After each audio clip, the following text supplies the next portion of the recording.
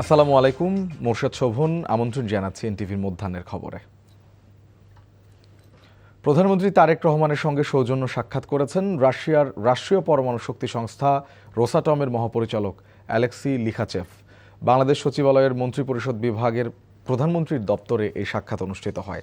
এ সময় পররাষ্ট্রমন্ত্রী ডক্টর খলিলুর রহমান, বিজ্ঞান ও প্রযুক্তি মন্ত্রণালয় এবং ডাক, টেলিযোগাযোগ ও তথ্য প্রযুক্তি বিষয়ক মন্ত্রী ফকির মাহবুব আনাম স্বপন, ডাক, টেলিযোগাযোগ ও তথ্য প্রযুক্তি মন্ত্রণালয় এবং বিজ্ঞান ও প্রযুক্তি মন্ত্রণালয়ের উপদেষ্টা হিসাবে রেহান আসিফ আসাদ এবং ঢাকায় নিযুক্ত রাশিয়ার রাষ্ট্রদূত আলেকজান্ডার গ্রোগ্রিয়েরেচিভ খোজিন উপস্থিত ছিলেন।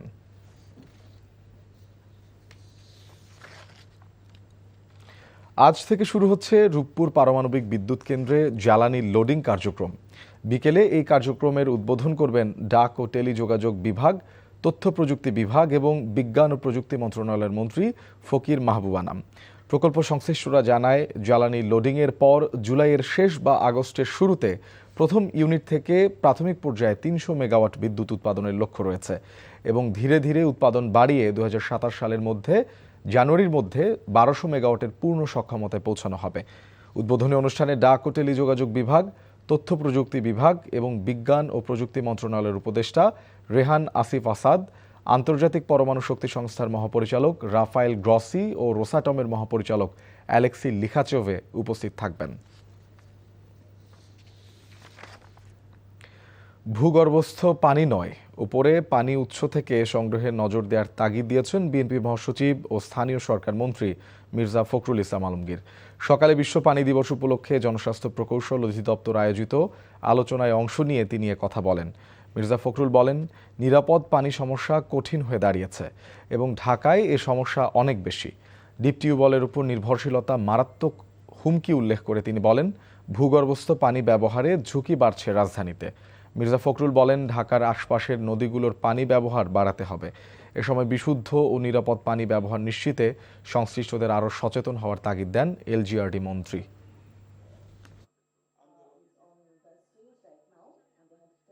আমরা পুরোপুরি নির্ভরশীল ঢাকার যে ডিপ টিউবওয়েলের পানির উপরে, which is dangerous and alarming. এটা শুধু মারাত্মক নয়, এটা ভয়াবহ রকমের একটা ভবিষ্যৎ আমাদের সামনে নিয়ে আসছে আমাদের ভবিষ্যৎ বংশধরদের জন্য। ডিপ টিউবওয়েলগুলো আমাদের যে ভূগর্ভস্থ পানির লেয়ারকে একেবারেই নিচে নিয়ে চলে যাচ্ছে। তাহলে কি একদিন হবে যে হঠাৎ করে ঢাকা শহরটা ধপ করে ধসে নিচে চলে যাবে? There is every possibility. বর্তমান সরকার কোস্টগার্ডের সার্বিক উন্নয়নে দৃঢ় প্রতিজ্ঞাবদ্ধ জানিয়ে স্বরাষ্ট্রমন্ত্রী সালাউদ্দিন আহমেদ বলেছেন, এই বাহিনীর বহরে হেলিকপ্টার সার্ভিস যোগ করা হবে। এতে করে অতীতের তুলনায় সক্ষমতা বৃদ্ধি পাবে এই বাহিনীর। আগারগাঁওয়ে কোস্টগার্ডের ৩১তম প্রতিষ্ঠাবার্ষিকীতে অংশ নিয়ে এসব কথা বলেন তিনি। স্বরাষ্ট্রমন্ত্রী বলেন, এই বাহিনী এখন জনগণের আস্থার জায়গায় পরিণত হয়েছে। উপকূলীয় এলাকার পাশাপাশি অভ্যন্তরীণ নানান বিষয়ে কাজ করছে বাহিনীটি। তাদের নিয়মিত টহলের কারণে সমুদ্র নিরাপদে রয়েছে। প্রাকৃতিক দুর্যোগ ও সুন্দরবন রক্ষায় বিশেষ ভূমিকা রেখেছে বাহিনীটি। এ সময় গেল ১ বছরে সুন্দরবনে অভিযান সহ নানা কর্মসূচি তুলে ধরেন মন্ত্রী। এর আগে বাহিনীটির মহাপরিচালক বলেন, কোস্টগার্ড সর্বমহলে গ্রহণযোগ্যতা অর্জন করেছে। দেশের স্বার্থ রক্ষায় কাজ করে যাচ্ছে এই বাহিনী। বলেন, জনবল ঘাটতি পূরণ হলে আরও কার্যকর ভূমিকা পালন করতে পারবে কোস্টগার্ড।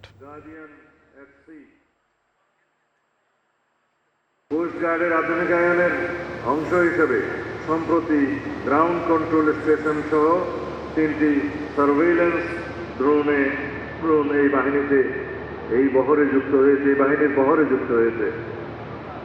আন্তর্জাতিক সহযোগী সংস্থা জাইকার অর্থায়নে একটি মাল্টিরুল রেসপন্স ভেসেল ও 2টি অফশোর পেট্রোল ভেসেল নির্মাণের কার্যক্রম দ্রুত গতিতে এগিয়ে চলছে। বারবার ভারী বৃষ্টিতে তলিয়ে যাচ্ছে হাওর অঞ্চলের কৃষকের সোনালী স্বপ্ন। বোরোর এই মৌসুম যেন কিছুতেই ভালো যাচ্ছে না হাওরের প্রান্তিক চাষিদের। মেঘাচ্ছন্ন আকাশ, বৃষ্টি আর পাহাড়ি ঢলের শঙ্কায় দিন কাটছে তাদের। এর সাথে আকস্মিক বজ্রপাতে ঘটছে প্রাণহানিও। ফলে নিদারুণ কষ্টে ফসল নষ্ট হওয়ার দুশ্চিন্তায় কৃষকরা। ইমরুল কায়েসের ডেস্ক রিপোর্টে বিস্তারিত। ঘন ঘন বজ্রপাত আর ভারী বৃষ্টিতে স্বস্তি নেই সুনামগঞ্জের হাওরবাসীর। কখন ভারী বৃষ্টিতে তলিয়ে নিয়ে যাবে সোনালী ফসল, সেই চিন্তায় মাঠের ধান কাটতে মরিয়া তারা। সুনামগঞ্জের হাওড় অঞ্চলের কৃষকের মনে আতঙ্ক বিরাজ করছে। পাকা ধান কাটতে পারছেন না চাষিরা, বলছেন পর্যাপ্ত শ্রমিকের সংকট রয়েছে। পাশাপাশি মনের মধ্যে উৎকণ্ঠা, কখন বজ্রপাত হয়। বহু পানি বাড়তেছে, আমরা ধান কাটা তো খুব কষ্ট হয়েছে, লেবার নাই, হারভেস্টার নাই, ধান ফাঁকনা ধান কাটতে পারে না, শ্রমিক নাই, খাটুরা নাই। আকস্মিক বন্যার সব প্রস্তুতি নেওয়া হয়েছে। বাইরের জেলা থেকে শ্রমিক ও হারভেস্টার মেশিন এনে কৃষকের ফসল কাটার সর্বোচ্চ চেষ্টা করা হচ্ছে বলে জানিয়েছে জেলা প্রশাসন। যদি আবহাওয়ার পূর্বাভাস যদি মিলে যায় তাহলে হয়তো আমাদের এই কিছু ধান 100% কর্তন করাটা আমাদের আলটিমেটলি শেষ পর্যন্ত হবে কিনা একটু আমরা চিন্তিত, তবে মেজরিটি হয়ে যাবে ইনশাল্লাহ। আশা করা যায় আমরা আগামীকাল বিকালের মধ্যেই আমার মনে মোর দেন 75% আমাদের ধান কর্তন হয়ে যাবে। এদিকে নেত্রকোনার মদন, মোহনগঞ্জ, কলমাকান্দা, কেন্দুয়া ও খালিয়াজুড়ি হাওড় অঞ্চলের মাঠ ভরা সোনালী ধান এবার ফলনও হয়েছে ভালো, তবুও দুশ্চিন্তা কাটছে না। আগে ধান কাটতে অভ্যাস ছিল, এখন ধান কাটা সাইডে দিছি, অনেক কাটতে পারি না, কিন্তু শ্রমিক পাই না, কামলা পাই না, কি করবো, নিজেই কাটতেছি। অন্যদিকে পাহাড়ি ঢলে সৃষ্ট আগাম বন্যা হতে পারে এ শঙ্কায় দ্রুত ধান কাটতে মাইকিং করছে পানি উন্নয়ন বোর্ড ও কৃষি বিভাগ। আকস্মিক বন্যা হবার। Imrul Kayes, NTV news desk. কুষ্টিয়ায় অজ্ঞাত ব্যক্তির দেয়া পার্সেল খুলতে গিয়ে বোমা বিস্ফোরণে ভ্যান চালক নাসির শেখ ও মুদি দোকানদার উজ্জ্বল হোসেন আহত হন। পুলিশ ও প্রত্যক্ষদর্শীরা জানায়, সোমবার রাতে দুজন অপরিচিত ব্যক্তি ভ্যান চালক নাসিরকে 30 টাকা ভাড়া দিয়ে ব্যাগ ভর্তি একটি পার্সেল হামিদুল ইসলামের বাড়িতে পৌঁছে দিতে বলে। নাসির পার্সেলটি তার বাড়িতে নিয়ে গেলে হামিদুল তা নিতে অপারগতা প্রকাশ করেন। নিরুপায় হয়ে নাসির পার্সেলটি পুনরায় লাহিনী বটতলায় নিয়ে আসেন। সেখানে একটি ফলের দোকানে সামনে স্থানীয় কয়েকজনের উপস্থিতিতে পার্সেল খুলে ভেতরে একটি কাঠের বাক্স দেখতে পান। কাঠের বাক্সটি খোলার সঙ্গে সঙ্গে বিস্ফোরিত হয়।